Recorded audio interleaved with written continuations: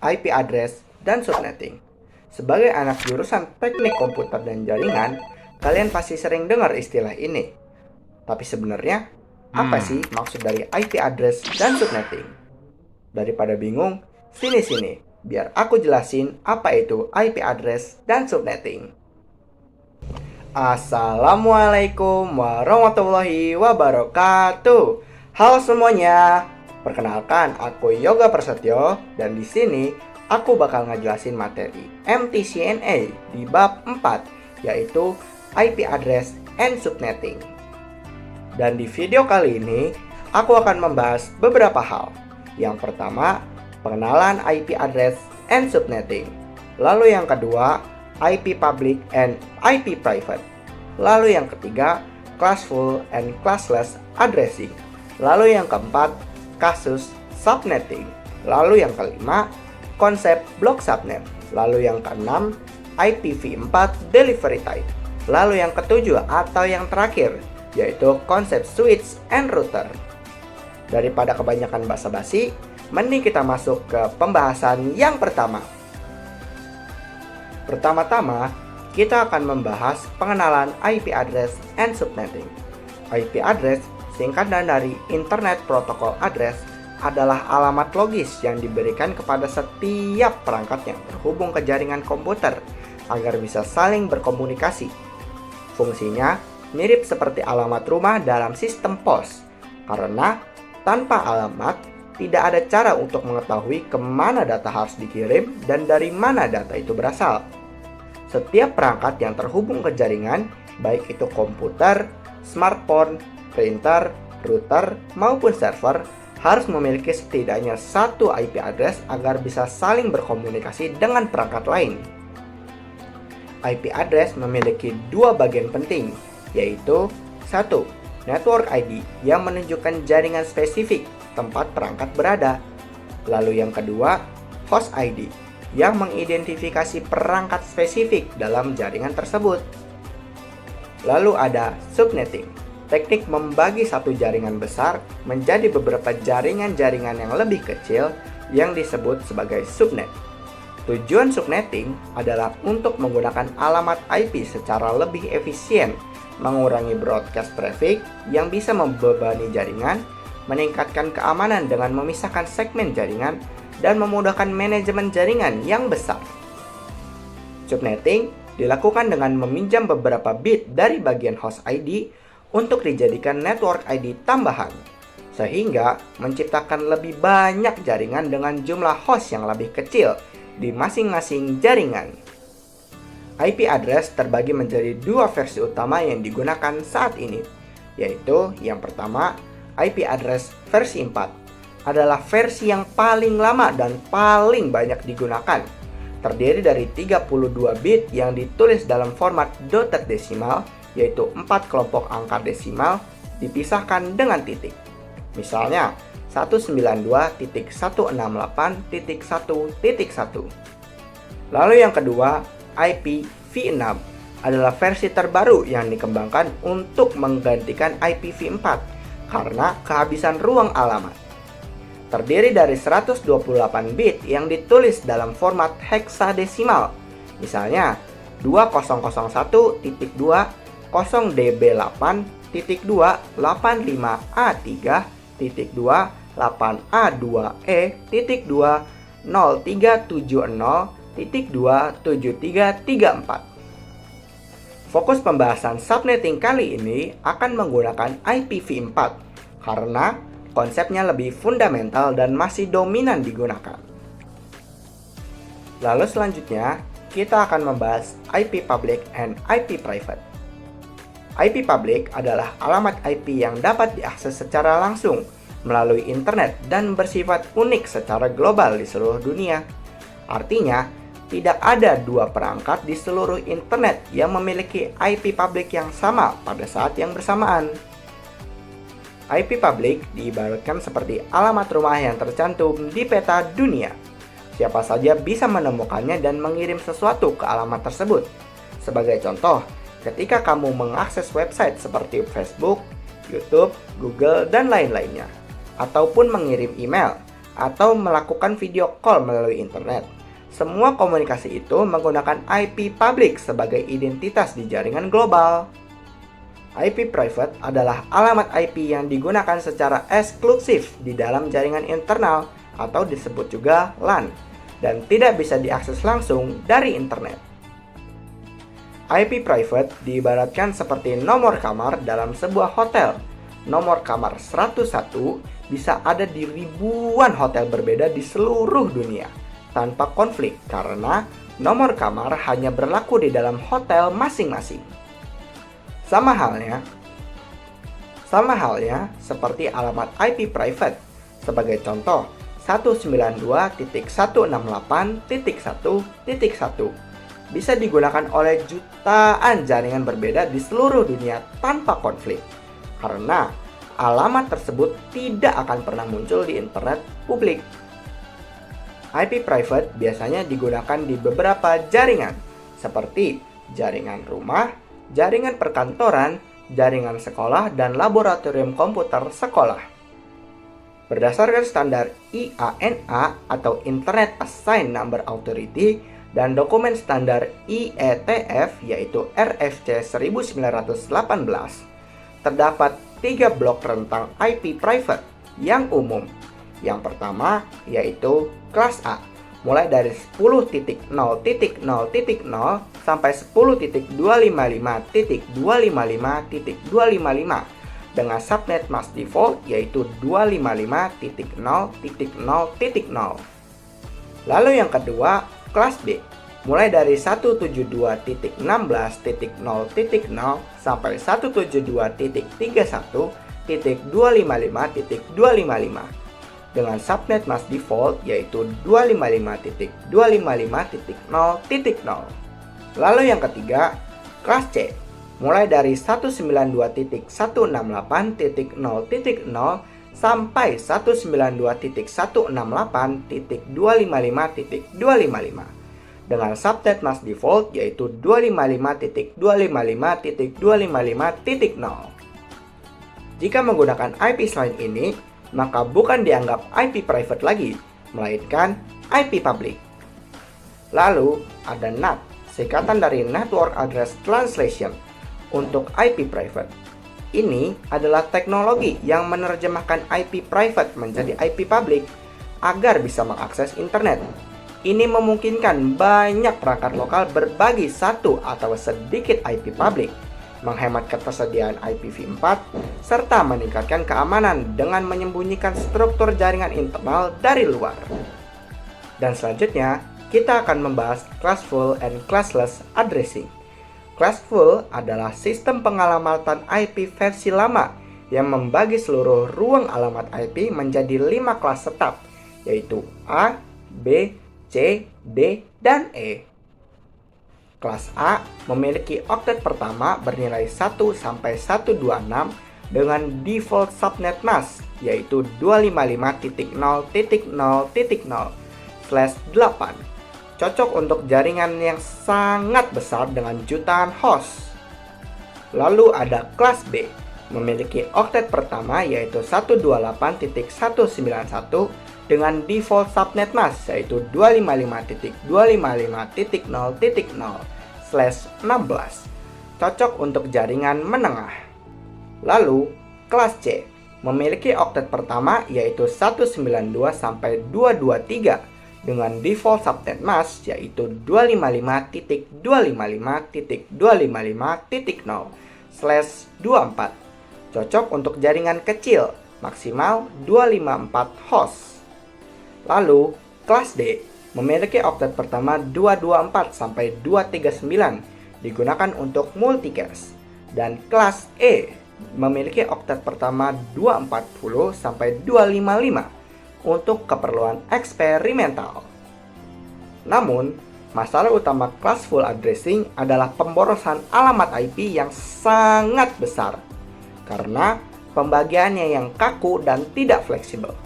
Misalkan, sebuah perusahaan yang butuh 300 host terpaksa mendapatkan blok kelas B dengan 65.534 host, menyia-nyiakan lebih dari 65.000 alamat. Lalu, Classless Addressing atau CIDR, Classless Interdomain Routing, adalah sistem pengalamatan modern yang diperkenalkan pada tahun 1993 untuk mengatasi masalah classful. CIDR tidak menggunakan batasan kelas yang kaku, melainkan menggunakan notasi prefix class, yaitu slash notation, seperti /24, /25, /26, untuk menunjukkan berapa bit yang digunakan sebagai network ID. Ciri utama dan keunggulan classless addressing, yang pertama ada notasi CIDR, menggunakan garis miring diikuti dengan jumlah bit jaringan. Sebagai contoh, 192.168.1.0/24 untuk menentukan subnet mask. Lalu yang kedua, efisiensi tinggi, memungkinkan alokasi alamat IP sesuai dengan kebutuhan jumlah host, tidak kaku seperti sistem classful. Misalnya, harus menggunakan blok 254 host. Lalu yang ketiga, VLSM, Variable Length Subnet Mask, mengizinkan administrator jaringan menggunakan berbagai ukuran subnet mask dalam satu jaringan yang sama. Lalu yang keempat, mengurangi pemborosan, mengatasi penipisan alamat IPv4 dengan mengalokasikan ruangan alamat yang lebih presisi. Lalu yang kelima, routing lebih baik. Protokol routing modern seperti RIPv2 atau OSPF mendukung pengiriman informasi subnet, membuat tabel routing menjadi lebih ringkas. IP memiliki dua versi, yaitu IPv4 dan IPv6, dan juga terdiri IP public dan IP private. IP public bisa menggunakan metode classful addressing yang sudah ditetapkan, terdiri dari kelas A, B, C. D digunakan untuk multicast dan E digunakan untuk keperluan eksperimental. Namun, untuk keamanan lebih pada IP private, biasanya IP private menggunakan IP yang lebih spesifik, seperti yang sudah kubahas pada IP public dan IP private tadi. Dan ini adalah gambar dari tabel classful addressing dan classless addressing. Dan selanjutnya, kita akan membahas contoh kasus subnetting. Tetapi, sebelum masuk ke contoh kasus subnetting, ada beberapa hal yang perlu kalian tahu. Untuk melakukan proses subnetting, kita perlu melakukan beberapa proses, seperti mencari prefix yang sesuai, mencari total IP, mencari subnet mask, mencari IP network, mencari IP broadcast, dan menentukan range IP yang bisa digunakan. Dan penjelasan lebih detailnya adalah sebagai berikut. Prefix menunjukkan jumlah IP yang bisa digunakan. Total IP menentukan total IP yang bisa digunakan. Lalu subnet mask, representasi dari prefix, menunjukkan jumlah IP yang bisa digunakan. Lalu IP network adalah tanda alamat pada suatu jaringan LAN. Lalu IP broadcast adalah alamat IP yang digunakan untuk melakukan pengiriman informasi ke semua host yang ada pada jaringan LAN tersebut. Lalu range IP adalah IP untuk host ID yang tersedia dan bisa digunakan. Dan sekarang, kita masuk ke kasus subnetting 1. Misalkan, di sebuah ruangan lab komputer ada 12 komputer. Lalu, tentukan range IP yang bisa digunakan. Gunakan IP private kelas A. Cara penyelesaiannya adalah yang pertama. Semisal ada 12 host, maka kita cari 2 pangkat berapa yang nggak kurang dari 12, tapi nggak lebih terlalu banyak dari 12 juga. Maka didapatkan 2 pangkat 4. 2 pangkat 4 sama dengan 16. Lalu yang kedua, kita cari prefixnya. Rumus prefix adalah 32 dikurang angka yang dipangkatkan pada angka 2 tadi, sama dengan 32 dikurang 4, sama dengan 28. Maka prefixnya adalah kelas C dengan /28. Yang ketiga, sekarang kita cari total IP. Rumus total IP adalah 2 dalam kurung 32 dikurang hasil prefix, sama dengan 32 dikurang 28 sama dengan 4. Jadi, 2 pangkat 4 sama dengan 16. Maka, total IP yang bisa digunakan adalah 16. Lalu yang keempat, kita cari subnet mask. Rumus subnet mask adalah 256 dikurang total IP sama dengan 256 dikurang 16 sama dengan 240. Karena kita mendapatkan prefix kelas C, maka kita melakukan perubahan pada oktet terakhir saja. Maka subnet masknya adalah 255.255.255.240. Lalu yang kelima, dan sekarang kita akan mencari IP network dan IP broadcast. Network dan broadcast bisa dicari bersamaan, dan kita akan mencari menggunakan blok subnet. Jadi, IP network sama dengan 0, lalu 16, angka dari total IP, lalu 32 didapatkan dari total IP ditambah total IP, lalu 48 didapatkan dari 32 ditambah 16. Lalu IP broadcast sama dengan 15 didapatkan dari IP di sebelah 0 dikurangi 1, lalu 31, lalu 47. Selanjutnya, kita bebas memilih mau memakai blok subnet yang mana. Sebagai contoh, kita memakai blok subnet yang kedua, yaitu 16 dan 31. Jadi, IP networknya adalah 10.1.1.16 dan IP broadcastnya adalah 10.1.1.31. Lalu yang keenam, dan jika sudah mendapatkan IP network dan IP broadcast, kita tinggal menentukan range IP yang tersedia, yaitu 10.1.1.17 sampai 10.1.1.30. IP network dan IP broadcast tidak bisa digunakan untuk host ID. Dan itulah penyelesaian dari kasus subnetting yang pertama. Lalu, kita akan masuk ke kasus subnetting yang kedua. Misalkan, di sebuah perkantoran ada 60 komputer, lalu tentukan range IP yang bisa digunakan. Gunakan IP private kelas B. Cara penyelesaiannya adalah yang pertama, semisal ada 60 host, maka kita cari 2 pangkat berapa yang nggak kurang dari 60 tapi nggak lebih terlalu banyak dari 60 juga, yaitu 2 pangkat 6 sama dengan 64. Lalu yang kedua, mencari prefix. 32 dikurangi angka yang dipangkatkan pada angka 2 tadi sama dengan 32 dikurang 6 sama dengan 26. Maka prefix yang bisa digunakan adalah kelas C dengan /26. Lalu yang ketiga, mencari total IP. 2 dalam kurung 32 dikurang hasil prefix sama dengan 32 dikurang 26 sama dengan 6 sama dengan 2 pangkat 6 sama dengan 64. Maka total IP yang bisa digunakan adalah 64. Lalu yang keempat, mencari subnet mask. 256 dikurang total IP sama dengan 256 dikurang 64 sama dengan 192. Karena kita mendapatkan IP kelas C, maka kita melakukan perubahan pada oktet terakhir saja.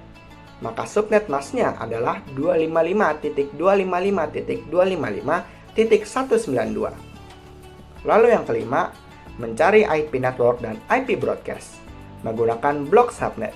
Jadi, IP network sama dengan 064.128.192. Lalu IP broadcast sama dengan 63.127.191. Lalu kita bebas memilih mau memakai blok subnet yang mana. Sebagai contohnya, kita akan memakai blok subnet yang kedua, yaitu 64 dan 127. Jadi, IP network sama dengan 172.16.1.64. Lalu IP broadcast sama dengan 172.16.1.127. Lalu yang keenam, menentukan range IP yang tersedia. Range IP yang bisa digunakan host ID adalah 172.16.1.65 sampai 172.16.1.126. Dan itulah penyelesaian dari kasus subnetting yang kedua. Dan sekarang kita akan masuk ke kasus subnetting yang ketiga. Misalkan di sebuah perkantoran ada 100 komputer. Lalu tentukan range IP yang bisa digunakan. Gunakan IP private kelas C. Dan cara penyelesaiannya adalah yang pertama, semisal ada 100 host, maka kita cari 2 pangkat berapa yang nggak kurang dari 100 tapi nggak lebih terlalu banyak dari 100 juga. Didapatkanlah 2 pangkat 7 sama dengan 128. Lalu yang kedua, mencari prefix.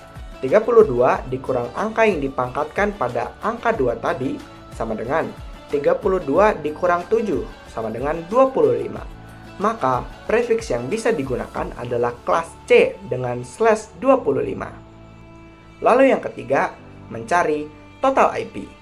2 dalam kurung 32 dikurang hasil prefix sama dengan 32 dikurang 25 sama dengan 7 sama dengan 2 pangkat 7 sama dengan 128. Maka total IP yang bisa digunakan adalah 128.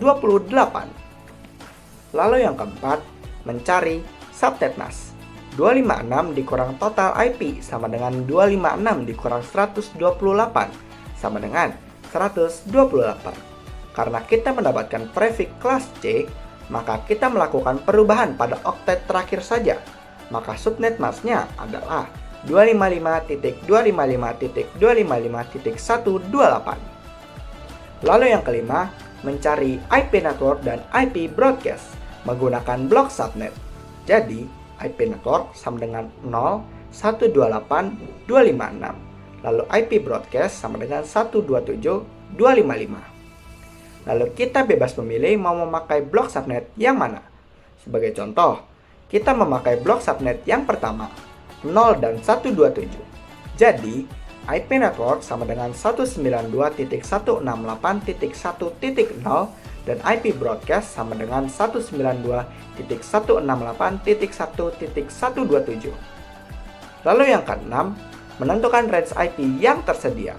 Range IP yang bisa digunakan host ID adalah 192.168.1.1 sampai 192.168.1.126. Dan itulah penyelesaian dari kasus subnetting yang ketiga. Lalu aku akan membahas konsep blok subnet. Konsep blok subnet adalah teknik jarak atau kelipatan alamat IP yang membagi jaringan besar menjadi beberapa subnet yang lebih kecil, efisien, dan struktur menggunakan subnet mask. Konsep ini akan membantu untuk 1. Menentukan IP network, yang kedua, menentukan kelipatan network ID, yang ketiga, menentukan IP broadcast, yang keempat, menentukan jumlah host, dan yang kelima, meminimalisir pemborosan alamat IP. Konsep ini sudah kita terapkan pada kasus subnetting sebelumnya. Sebagai contoh, IP address 192.168.1.0 subnet mask 255.255.255.128. Jadi, 256 dikurang oktet terakhir subnet mask sama dengan 256 dikurang 128 sama dengan 128. Maka, network akan meloncat sebanyak 128. Dan sekarang, aku akan membahas IPv4 Delivery Type. IPv4 Delivery Type merujuk pada metode bagaimana paket data dikirimkan dari satu host atau sumber ke host lainnya atau tujuan dalam jaringan berbasis internet protokol versi 4. Secara umum, ada 3 jenis utama pengiriman paket dalam IPv4. Yang pertama, unicast, 1 ke 1.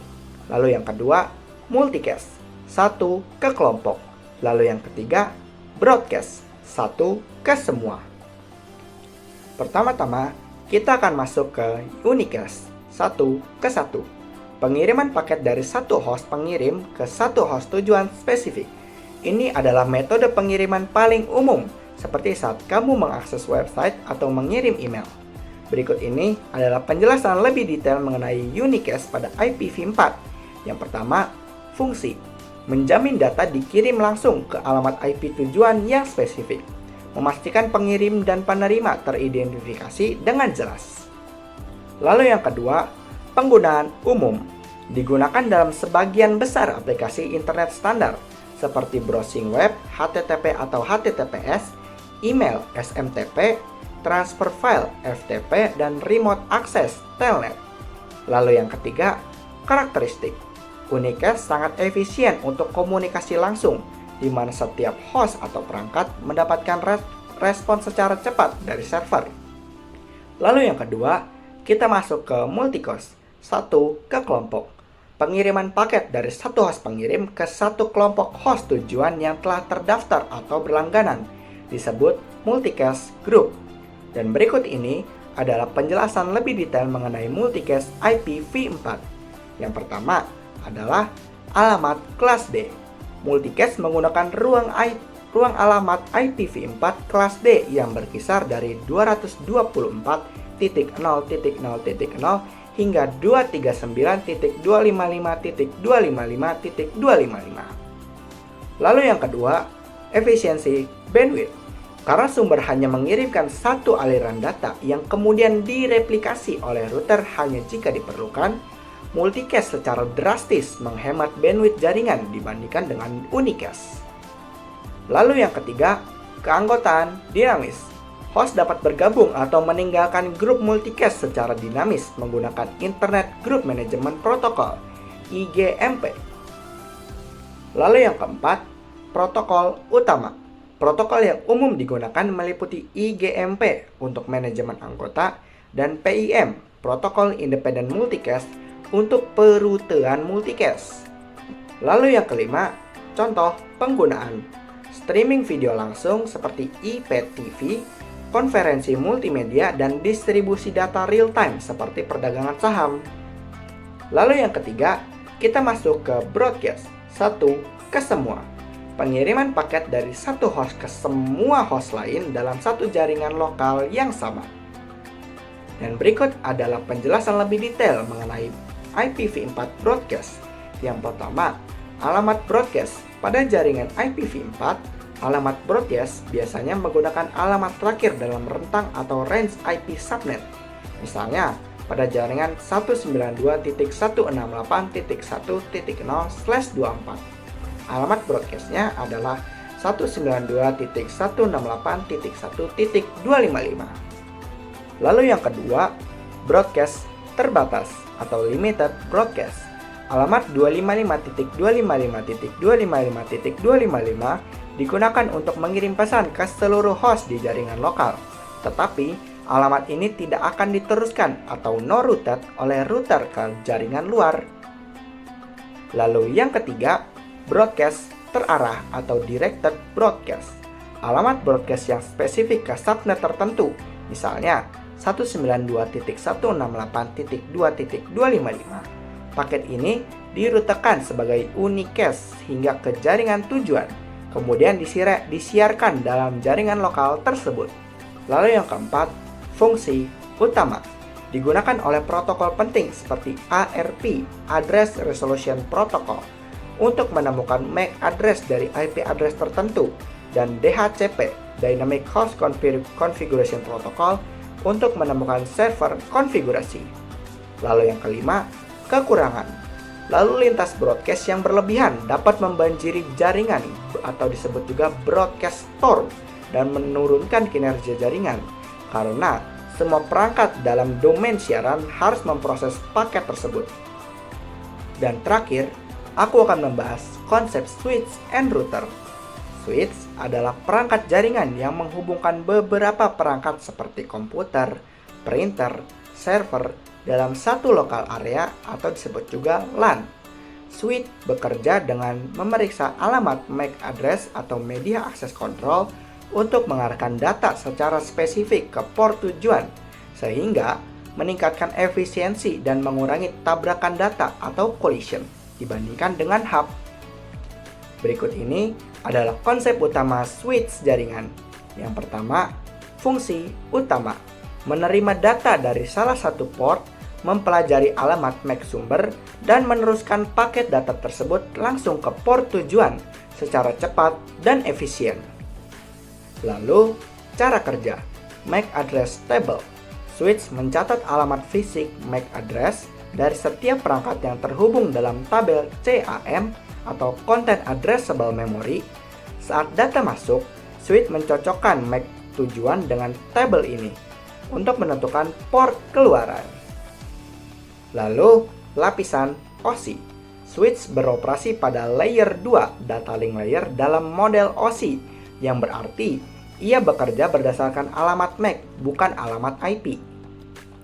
Lalu, jenis-jenis Switch. Terdapat 3 jenis switch. Yang pertama, unmanaged switch, plug and play, tidak perlu konfigurasi, cocok untuk jaringan rumah atau kantor kecil. Lalu yang kedua, managed switch, dapat dikonfigurasi, didukung fitur keamanan, VLAN, dan manajemen lalu lintas. Lalu yang ketiga, smart switch, versi sederhana dari managed switch, menawarkan beberapa fitur konfigurasi. Lalu, keunggulan, meningkatkan performa jaringan, mendukung virtual LAN atau VLAN untuk segmentasi jaringan dan mengurangi beban lalu lintas data yang tidak perlu. Lalu, selanjutnya ada router.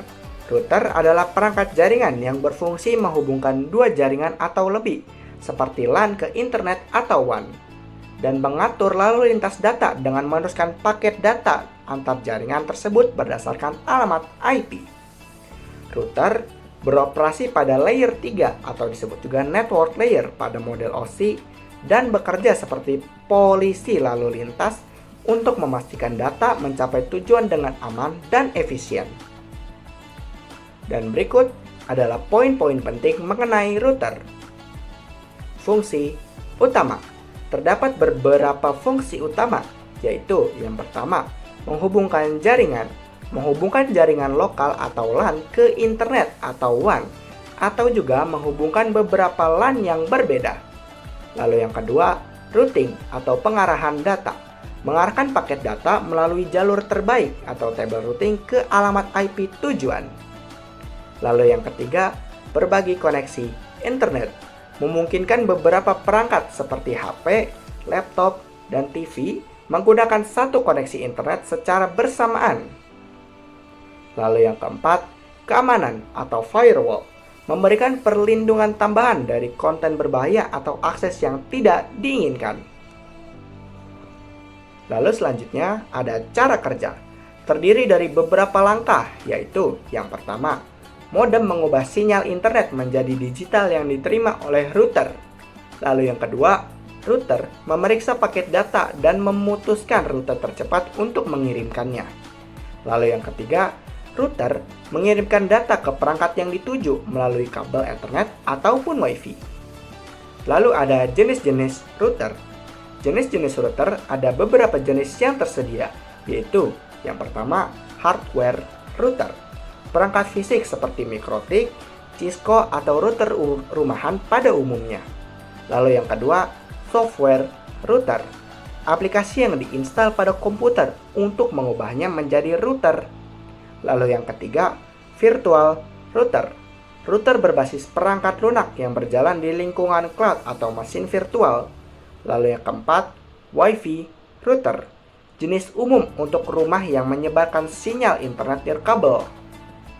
Lalu selanjutnya ada perbedaan dengan switch. Router menghubungkan jaringan yang berbeda, sedangkan switch menghubungkan beberapa perangkat dalam jaringan lokal atau LAN yang sama. Router seringkali disatukan dengan fitur access point untuk Wi-Fi dan modem dalam perangkat yang disediakan oleh penyedia layanan internet atau ISP rumahan. Dan mungkin itulah akhir dari pembahasan kita kali ini. Jadi sekarang udah ngerti kan soal istilah IP address dan subnetting? Semoga apa yang aku sampaikan kali ini bisa bermanfaat dan mohon maaf apabila ada salah kata yang terucap. Karena kita hanyalah manusia biasa, tempatnya salah dan dosa. Dan juga, aku mengucapkan selamat merayakan Hari Raya Idul Fitri 1447 Hijriah bagi para umat muslim. Semoga perjalanan berpuasa kita selama 1 bulan akan membawa keberkahan bagi kita semua. Dan sampai jumpa di video selanjutnya. Dan sekali lagi, aku mengucapkan mohon maaf lahir dan batin. Wabillahi taufiq wal hidayah. Wassalamualaikum warahmatullahi wabarakatuh.